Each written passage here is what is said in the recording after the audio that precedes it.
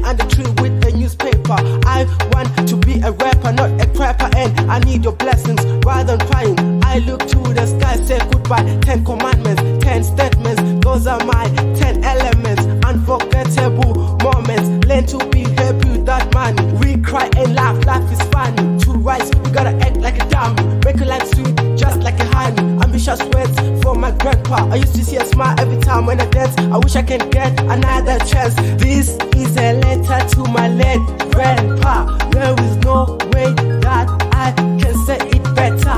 No matter how hard it is, nigga, don't be a hater. Learn to be nice. We don't have wings, but we can fly. And man, don't cry. Laugh without love is a lie. Don't forget to smile. You just had 10 commandments with some sense. No